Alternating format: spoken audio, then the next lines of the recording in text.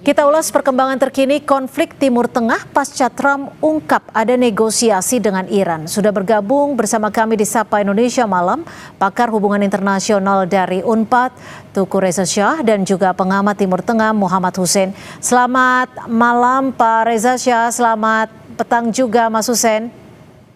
Selamat malam, salam dari Bandung. Ya, kalau kita melihat apa yang terjadi saat ini, ada saling klaim bahwa Amerika Serikat mengklaim sudah memenangkan perang, sementara hal ini dibantah oleh Iran. Menurut Anda sebenarnya negosiasi antara Amerika Serikat dan Iran ini nyata adanya atau tidak, Pak Reza Shah? Terima kasih. Tampaknya Trump ini sedang berilusi ya, karena dia pikir satu dunia ini bisa dibohongi lewat sensor berita yang total dia lakukan. Memang berita-berita itu tertutup. Kita tidak tahu berapa jumlah tentara Amerika yang wafat, tentara Amerika yang cacat, kemudian juga kota-kota mana saja yang hancur luluh lantak oleh peluru kendali dari Iran. Memang ini adalah salah satu teori komunikasi, yakni pembungkaman. Tapi kalau kita kritis, saya mencoba melihat dari bagaimana perspektif tokoh-tokoh Amerika Serikat sendiri seperti Jeffrey Sachs, kemudian John Mearsheimer, kemudian Direktur kontra Intelligence yang melepaskan jabatannya, kemudian juga kepala para bintang 4 Angkatan Laut Amerika Serikat yang mengkritik Donald Trump, di mana perang ini tidak sah secara hukum nasional Amerika Serikat. Dan ternyata perang ini tidak sesuai dengan harapan. Harapan Amerika Serikat adalah pemerintahan di Iran itu jatuh, kemudian negara itu akan terkoyak-koyak, dan kemudian akan terlahir pemimpin baru yang pro Amerika Serikat. Ini sama sekali tidak terjadi. Malah kita perhatikan Ayatollah yang baru telah terpilih, kemudian juga barusan saja kita melihat ada seorang pejabat baru menggantikan Larijani yang untuk jabatan sekretaris dari Dewan Keamanan Nasional. Artinya Anda juga ingin menyatakan bahwa rencana agenda perang yang sudah didesain sedemikian rupa oleh Amerika Serikat dan juga Israel ini sudah keluar dari prediksi? Betul. Target dari 4 hari sudah berkembang menjadi dekat 4 minggu. Ini 4 minggu ya. Ini berarti bahwa perencanaan Amerika Serikat dan Israel itu meleset. Apalagi Amerika Serikat dan Israel tidak mendapat dukungan dari negara-negara Uni Eropa. Kemudian juga kalau kita perhatikan komposisi negara-negara Timur Tengah, itu belum tentu mereka sangat pro Amerika Serikat saat ini. Mereka masih bersikap status quo karena mereka bisa melihat kalau Iran ini merasa ada serangan yang datang dari wilayah negara Timur Tengah tersebut, Iran tidak akan segan-segan mengirimkan peluru kendali jarak dekat maupun jarak menengah. Jadi saya pikir Donald Trump sedang berilusi, dan juga untuk berunding itu sesuatu hal yang mustahil. Suasana di Iran adalah masih berkabung hingga pertengahan April bulan depan.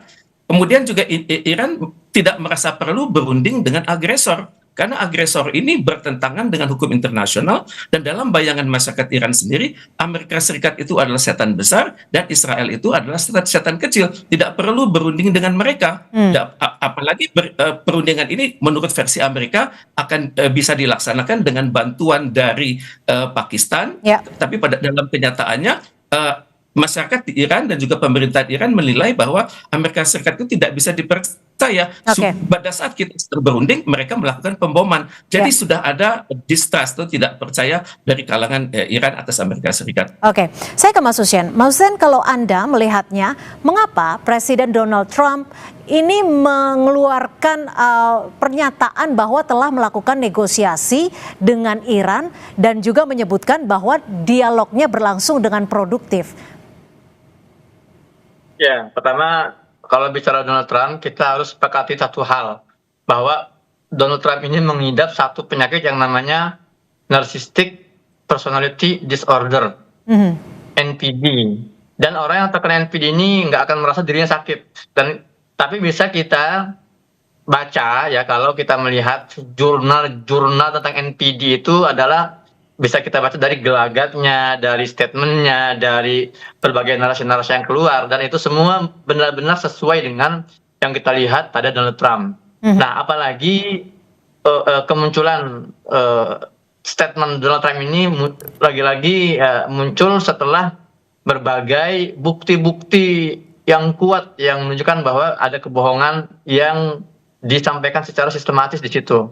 Donald Trump sampai pada tahapan ini karena berbagai miskalkulasi yang dia dapatkan di lapangan. Ya. Miskalkulasi terkait kekuatan Iran, terkait respon negara-negara Arab, respon negara Eropa, dan juga miskalkulasi terkait kekuatan oposisi Iran. Semua serba miskalkulasi. Yang terpenting, kalau kita membaca media Ibrani Israel sendiri beberapa hari yang lalu menyebutkan bahwa Trump ini masuk ke dalam perang besar melawan Iran itu karena dia diyakinkan oleh Netanyahu setelah Netanyahu datang membawa data dari Mossad yang mengatakan bahwa serangan masif di awal ke Iran itu akan membangkitkan kekuatan oposisi yang akan bisa menggulingkan rezim. Itu adalah input yang masuk dan ternyata itu semua keliru. Dan kalau saya melihat memang Iran ini sudah siap jauh sejak perang ini pecah.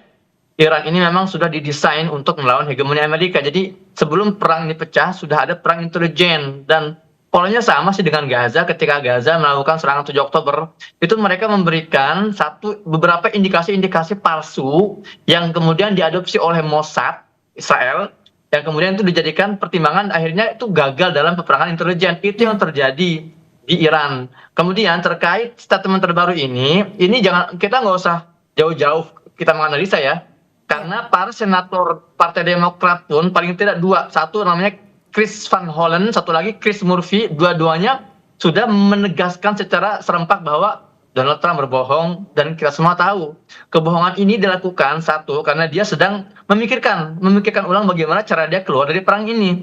Kedua, karena harga yang tidak terkontrol, harga per barrel minyak, kemudian juga harga energi semua semakin melonjak. Jadi dia merasa perlu menurunkan tekanan ini dengan cara apa? Menyebar kebohongan bahwa dirinya telah berunding.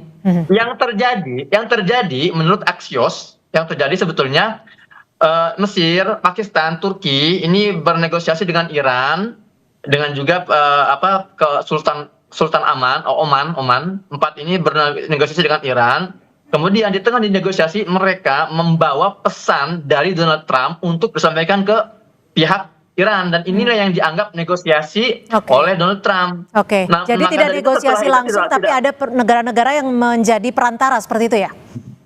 Iya, dan masalahnya itu langsung dijawab tegas oleh Aragachi ya, menlu Iran yang mengatakan Amerika sedang bernegosiasi dengan dirinya sendiri, artinya kami tidak pernah ada yang menghubungi, yang tidak pernah ada negosiasi langsung. Bahkan yang kebohongan yang parah juga itu yang disampaikan oleh Donald Trump adalah bahwa Iran lah yang memulai membuka komunikasi ini. Nah, ini semakin membuat Iran geram sebetulnya. Ini sudah berbohong, kemudian menempatkan kita pada posisi seolah kita lah yang ingin menyampaikan itu gitu.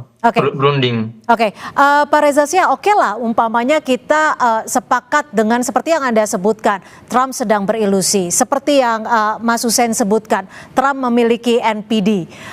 Tapi ada tidak dugaan Anda, Pak Reza Shah, bahwa sebenarnya bisa jadi Trump sedang melakukan taktik perang lainnya?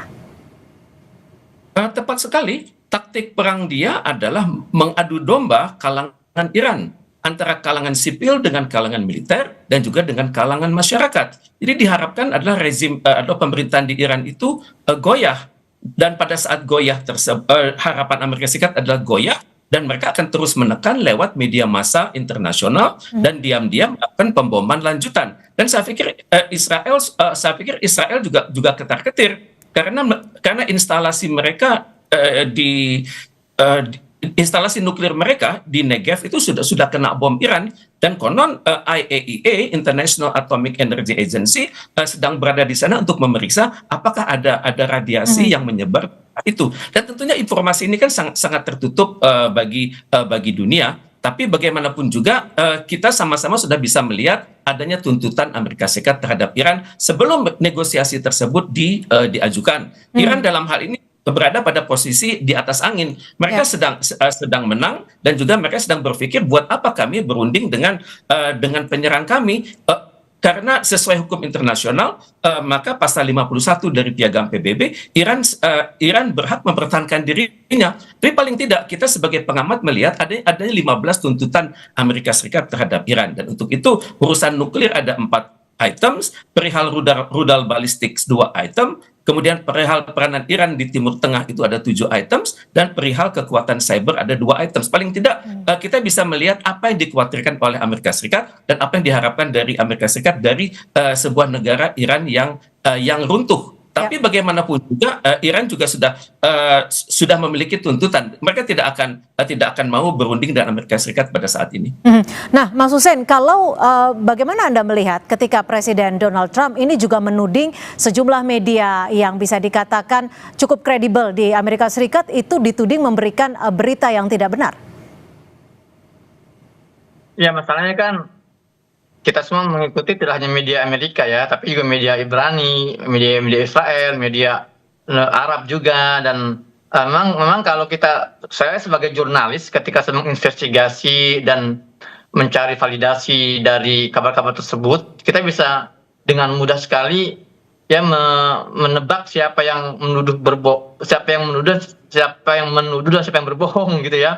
Dan memang kalau kita melihat dari tradisinya Donald Trump yang selalu memutarbalikkan fakta, jadi tidak aneh ketika dia akhirnya menyerang media-media lokal Amerika sendiri, dia tidak dianggap objektif, lalu dianggap menguntungkan musuh dan sebagainya, itu malah semakin memperkuat dugaan bahwa memang yang disampaikan oleh media-media tersebut adalah kebenaran. Itu sudah banyak sekali bukti-bukti. Contoh deh, ketika ada serangan dari yang jatuh ke Bahrain di hari ke-10 perang pecah, kemudian berbondong-bondong Bahrain dan Amerika mengklaim itu serangan dari Iran. Namun setelah diinvestigasi oleh Reuters dan satu universitas ternama di sekitar di London ya, terbukti bahwa ternyata serangan ke Bahrain itu adalah hasil dari sistem error yang dilakukan oleh rudal Patriotnya sendiri, dan itu sudah diidentifikasi secara final bahwa itu adalah kehancuran yang disebabkan oleh Amerika sendiri, dan itu sempat disanggah oleh Amerika, namun pada akhirnya Bahrain membuka bahwa memang itu adalah perbuatan kita. Nah, maka dari itu, dari berbagai akumulasi fakta-fakta dan peristiwa yang terjadi yang selalu kontradiktif antara hasil investigasi di lapangan dengan pernyataan Trump, maka kita dengan sangat mudah bisa menyimpulkan bahwa apa yang keluar dari tuduhan Donald Trump terhadap media-media barat itu adalah tuduhan palsu dan penuh kebohongan. Oke, yang menjadi sorotan juga adalah bagaimana Selat Hormuz menjadi salah satu selat terpenting di dunia, dan Trump mengungkap Hormuz akan dikelola bersama. Bagaimana dengan ini? Kita masih akan membahasnya selepas jeda. Tetap bersama kami di Sapa Indonesia Malam. Terima kasih Anda masih bersama kami di Sapa Indonesia Malam. Saudara, Amerika Serikat dikabarkan memberikan 15 poin yang merupakan menjadi bagian satu proposal kepada Iran. Salah satunya adalah untuk mengelola Selat Hormuz bersama Iran. Saya ke Pak Reza Shah. Jika memang ini benar, proposal ini adanya, apakah ini artinya Amerika Serikat mengakui kepemimpinan Ayatollah jika ia mengklaim ataupun memberikan bagian dari proposal itu untuk bersama-sama mengelola Selat Hormuz bersama dengan Iran? Saya harus berhati-hati sekali kalau menanggapi statement Donald Trump ya. Seringkali statement itu muncul di Twitter. Seringkali statement itu dinyatakan lewat Kementerian Luar Negeri. Kemudian juga dinyatakan lewat Pentagon. Kemudian juga dinyatakan oleh White House. Dan seringkali 4 sumber tersebut saling berbeda satu sama lain. Tapi yang saya ketahui adalah bagi Iran, kalau berbicara tentang Selat Hormuz, itu adalah berbicara tentang kedaulatan Iran. Iran menegaskan bahwa harus dia yang mengontrol Selat Hormuz tersebut dan menolak tuntutan Amerika Serikat untuk membuka kembali jalur tersebut. Apalagi kalau di bawah kendali Amerika Serikat. Kalau Iran melihat bahwa Amerika Serikat berupaya secara fisik turut mengendalikan, Iran mengatakan tidak akan sungkan-sungkan menyasar fasilitas energi yang ada di kawasan tersebut, dan tentu saja fasilitas tersebut yang dimiliki juga oleh Amerika Serikat berdasarkan joint production dengan negara-negara di Timur Tengah. Dan isu Selat Hormuz ini merupakan juga pengelabuan karena sebenarnya yang dituntut oleh Iran itu lebih dari klaim kedaulatan atas Selat Hormuz dan jangan ganggu Selat Hormuz kami. Yang Iran tuntut itu antara lain adalah penghapusan atas sanksi yang diberlakukan dari tahun 79. Kemudian hak Iran untuk menggunakan nuklir untuk tujuan damai. Kemudian juga Amerika Serikat untuk menutup pangkalan militernya di berbagai wilayah di kawasan Teluk. Jadi ini adalah hal-hal yang sangat sensitif bagi Iran. Hormuz itu adalah satu bagian saja dari satu paket tuntutan Iran atas Amerika Serikat. Apalagi saat ini Amerika Serikat belum meminta maaf secara resmi loh. Belum menggunakan media massa internasional yang kuasainya untuk menjelaskan bahwa mereka adalah pelaku kejahatan pada tanggal 28 Februari tersebut. Dan bagi Iran ini merupakan suatu serangan yang luar biasa, apalagi mensyahidkan pemimpin mereka. Kemudian juga yang Iran juga tuntut adalah pengaduan resmi ke PBB terkait pelanggaran hukum internasional dari piagam PBB oleh Amerika Serikat selama ini. Jadi Hormuz adalah salah satu saja dari serangkaian tuntutan Iran atas Hormuz adalah salah satu saja dari krisis yang dihadapi Iran bersama Amerika Serikat saat ini. Oke, tapi jikapun proposal ini benar adanya, apakah ini artinya Amerika Serikat sudah bisa dikatakan mulai melunak dan mengakui kepemimpinan Ayatollah? Saya tidak bisa katakan melunak atau tidak melunak ya, karena dalam kondisi seperti ini, kalau saya menempatkan diri pada posisi Iran, maka apapun kata Amerika itu tidak bisa dipercaya. Ya, Amerika Serikat mencoba menunjukkan kesan melunak dengan harapan agar serangan-serangan dari Iran ke Israel maupun kepada titik-titik tertentu di Timur Tengah itu menyusut. Itu adalah maksud pengelabuan dari Amerika Serikat perihal Hormuz ini. Oke, saya ke Mas Hussein. Mas Hussein, kita tahu sekarang Iran memiliki sosok Baher Zolgadar yang juga menjadi pengganti dari Ali Larijani.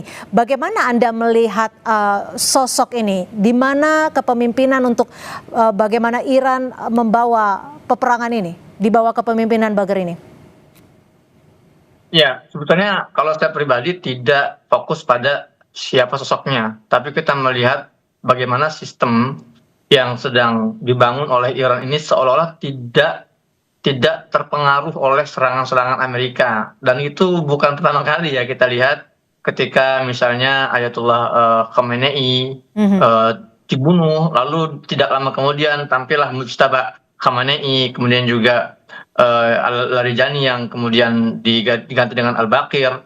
Ini semua pesan kepada Amerika bahwa memang klaim-klaim mereka yang mengatakan bahwa Iran ini sudah kalah, kemudian sistem mereka sudah runtuh dan mereka sudah tidak lagi menjadi ancaman buat Amerika, ini semua adalah sebuah kebohongan dan ini semua tidak ada kebenaran sama sekali, dan itu yang ditunjukkan oleh Iran. Apalagi kita tahu Iran ini bukan negara yang lahir kemarin. Bahkan Iran ini sebetulnya kalau kita mau jujur bukan sebuah negara, ini adalah sebuah peradaban panjang. Persia ya sudah ribuan tahun. Jadi bagi mereka pesan-pesan seperti ini yang ditunjukkan melalui kepemimpinan tokoh-tokoh baru ini hanya adalah salah satu usaha mereka untuk memberikan tekanan lebih kepada lawan-lawan, dan juga pesan yang sangat penting adalah bahwa mereka jauh dari kata menyerah dan jauh dari kehabisan tenaga. Dan itu juga punya mengandung pesan pertanyaan, kalau kami ini siap dan sigap serta tegar sebesar ini, gimana dengan kalian? Apakah kalian juga siap untuk menghadapi ketegaran kami? Kurang lebih itu pesan yang ingin disampaikan oleh Iran dengan sigapnya pergantian itu. Kalau dari Pak Reza Shah bagaimana? Bagaimana Anda melihat dari figur Baghel al-Zolgadar ini? Saya juga sama ya.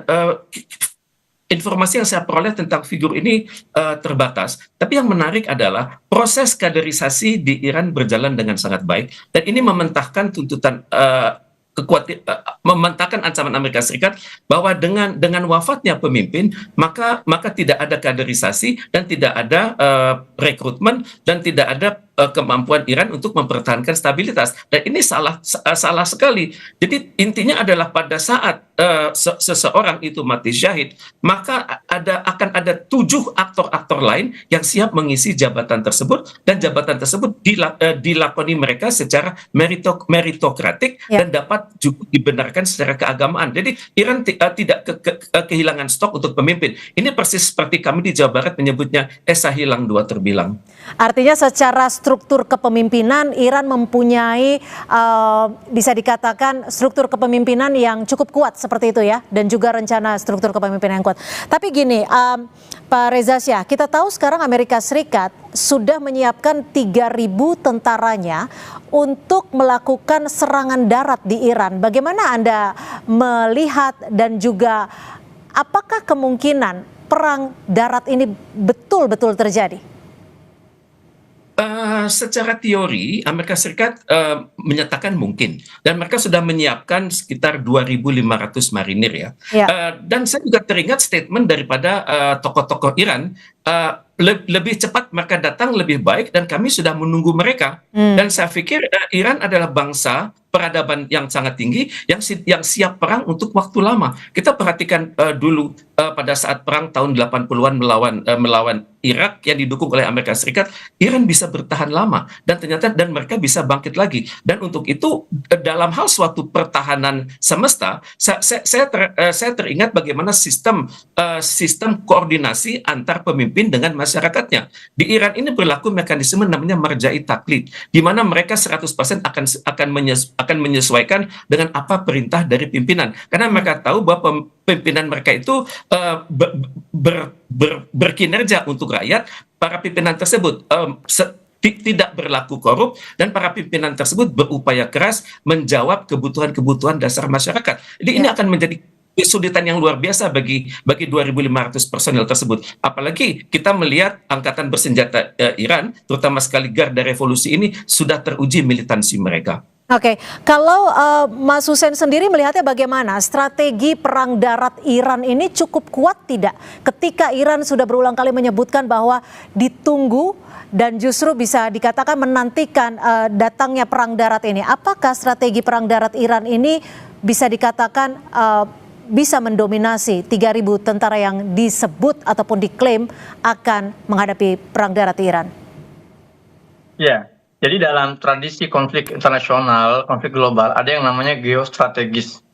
Artinya bagaimana sebuah negara itu memiliki kontur, kemudian strategi lokasi koordinat yang sangat strategis ketika harus menghadapi satu ancaman dari luar. Dan kita sepakat lah, kalau kita ya para pengamat geopolitik ya, kita sepakat bahwa Iran salah satu negara dengan tingkat keuntungan geostrategis terbesar di dunia.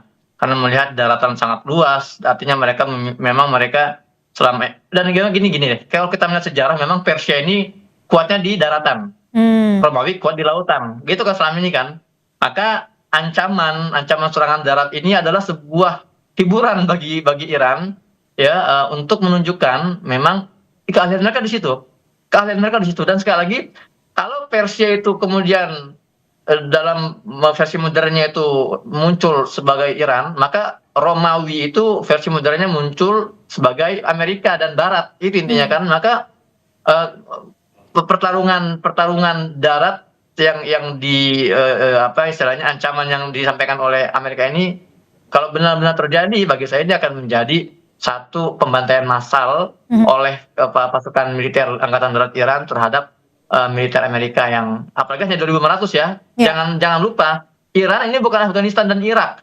Afghanistan, Irak ini memang tidak didesain untuk menentang hegemoni. Tapi Iran ini memang sejak revolusi 1979 memang sudah didesain untuk menjadi negara yang akan menghadapi kekuatan hegemoni dunia, yaitu Amerika. Maka kalau di Afghanistan dan di Irak saja, yang mana Amerika menurunkan tidak hanya 2.500, puluhan ribu tentaranya diturunkan dan itu mereka kalah, maka kita bisa bayangkan apa yang akan terjadi dengan hanya 2.500 tentara itu yang masuk ke Iran secara darat.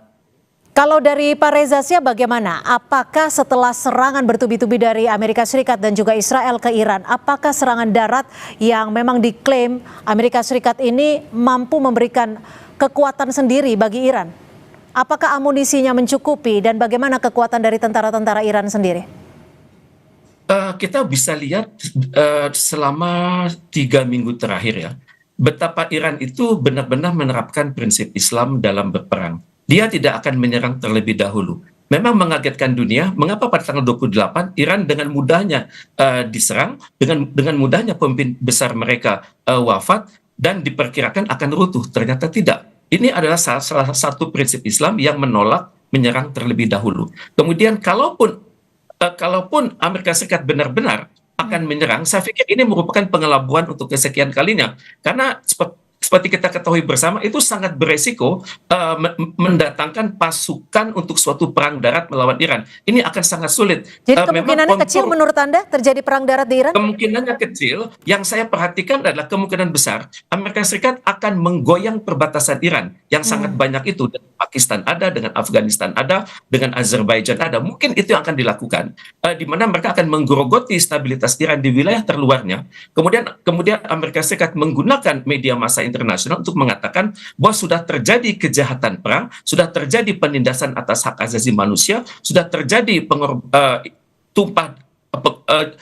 wafatnya manusia dalam jumlah sangat besar. Karena itu Amerika Serikat perlu bertindak dengan dasar hukum responsibility to protect atau RTP, dan R2P ini dibenarkan secara hukum internasional. Tidak mustahil inilah yang akan dilakukan oleh Amerika Serikat, melakukan penggoyangan dari titik-titik terluar Iran. Dan kalau ini sudah terjadi, kalau sekiranya Amerika Serikat bisa membuka potensi energi yang baru dari kawasan tersebut, maka kemungkinan besar negara-negara Uni Eropa yang asalnya menolak bergabung menjadi mulai ada yang akan bergabung. Baik, terima kasih Pak Teguh Reza Shah, dan juga terima kasih Mas Hussein sudah berbagi informasi dan juga perspektif di Sapa Indonesia Malam. Selamat malam.